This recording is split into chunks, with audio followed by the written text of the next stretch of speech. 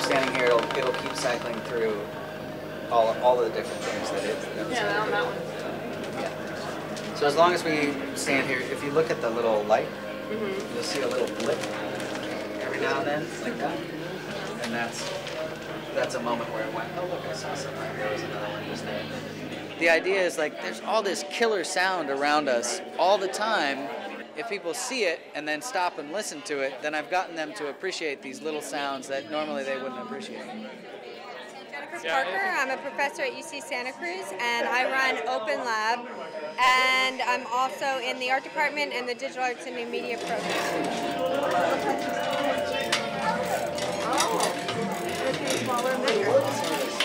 Open Lab is a hybrid studio that is involved with the sciences and the arts, and we're really interested in taking data out of just the journals and conferences and really thinking about how we can generate new work from that.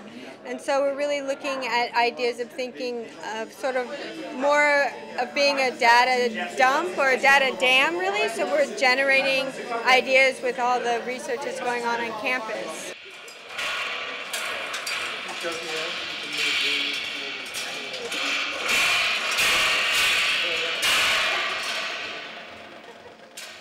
This show that we did for Soundwave is the culmination of now 2 quarters of a collaborative research group at UC Santa Cruz, the Mechatronics Research Group, mechatronics being mechanics and electronics. And our big focus now has been in trying to create some sort of platform or different ways that we might build things that can be used in a variety of different ways.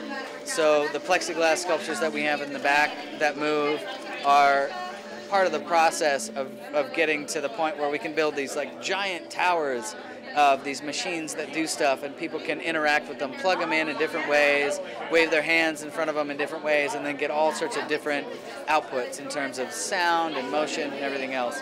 I think you have to be really patient. Am I in the way of it then? I don't know. Maybe I'm in the way of it. Hold on. Well, no, you are.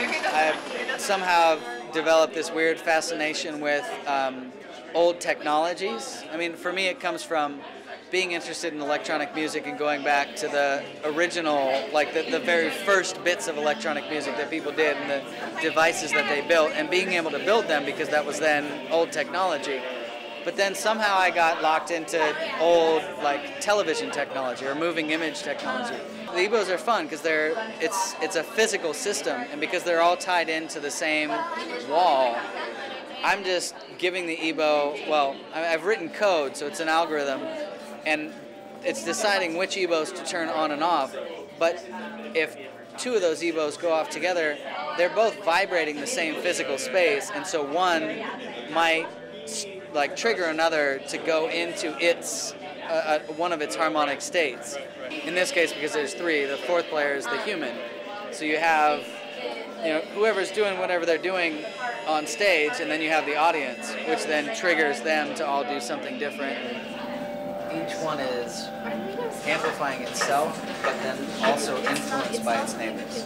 So this one's resonating at a certain frequency, and this one decides to start resonating and might hit its upper harmonic because that guy's already pushing. And so it's already got. One of the things that's really great about Soundwave is that they're not only thinking about art as, or sound as music, or sound as what we traditionally might think of in terms of music halls or concerts and stuff like that, but really trying to think of our everyday lives within it. And I think for me, the experience of working with Soundwave was really opening up the possibilities and saying, wow, what would you do if you had this opportunity? How would you think about this space if you didn't otherwise know that this opportunity could exist for you? I would say Soundwave is super important because it's the one sound art focused. I mean, me being a sound artist and being interested in sound art, I think it's fantastic that there's a sound art festival, and that it incorporates all the different elements from sound sculptures to sound performances,